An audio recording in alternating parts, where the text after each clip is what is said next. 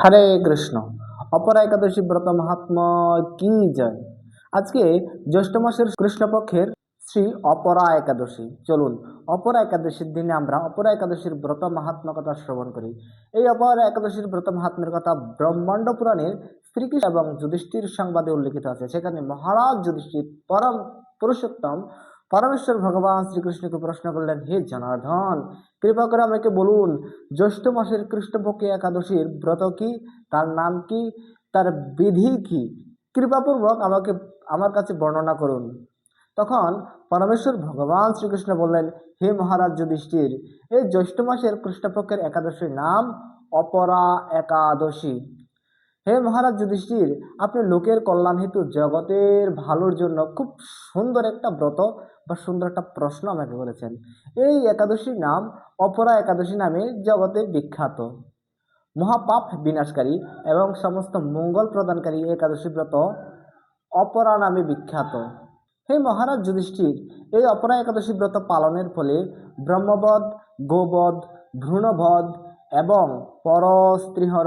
এবং পরস্ত্রীগমন, মিথ্যা ভাষণ ইত্যাদি সমস্ত গুরুতর পাপ থেকে মুক্তি পাওয়া যায় কেবলমাত্র অপরা একাদশী ব্রত পালনের মাধ্যমে। হে মহারাজ যুধিষ্ঠির, পৃথিবীতে অনেক ব্যক্তি আছে যারা নিজের স্বার্থের জন্য মিথ্যা ভাষণ দেয়, মিথ্যা কথা বলে, যারা সামান্য ব্যবসায়ে অতিরিক্ত লাভের জন্য যারা ওজনে ছলনা করে। এমন অনেক ডাক্তার আছে এবং এমন অনেক কবিরাজ আছে যারা ওষুধ এবং পথ্যের নামে ছলনা করে চলছে দৈনন্দিন নিত্যদিন।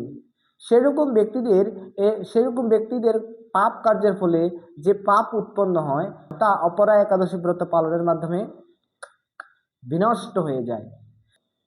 কোনো ক্ষত্রিয় যদি যুদ্ধক্ষেত্র থেকে পলায়ন করে তবে ওই ক্ষত্রিয়ের ভীষণ পাপ হয়, কিন্তু ওই ক্ষত্রিয় যদি অপরা একাদশী ব্রত পালন করে তাহলে সেই ভীষণ পাপ থেকেও মুক্তি মিলবে।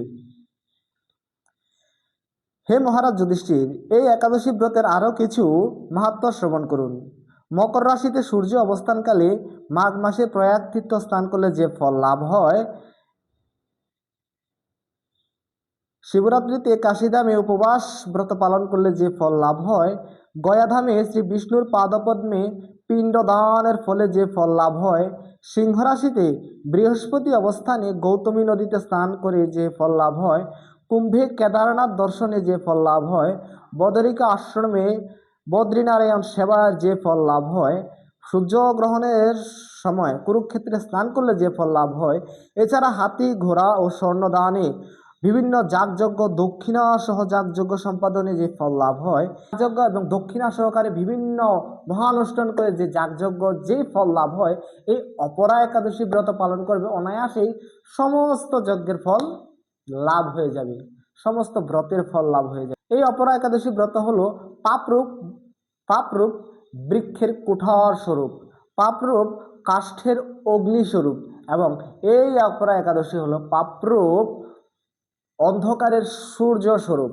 যে ব্যক্তি এই অপরা একাদশী ব্রত পালন না করে তার জীবন কেবল পানিতে ভাসমান বুদবুদের মতো, তার জীবন মৃত্যু কেবল পানির বুদবুদের মতো ক্ষণস্থায়ী। যে ব্যক্তি একাদশীর দিনে শ্রী বিষ্ণুর পাদপদ্মের দিব্য সেবা করে সেই ব্যক্তি অনায়াসে বৈকুণ্ঠ লোক প্রাপ্ত হয়। তাই চলুন সুপ্রিয় গৌরভক্তবৃন্দ, আমরা সকলেই পরমেশ্বর ভগবানের সন্তুষ্টি বিধানের জন্য এই অপরা একাদশী খুব সুন্দর, খুব নিষ্ঠা সহকারে পালন করি। আপনি নিজে একাদশী ব্রত পালন করুন, অপরকেও একাদশী ব্রত পালন করার জন্য উৎসাহিত করুন। হরে কৃষ্ণ।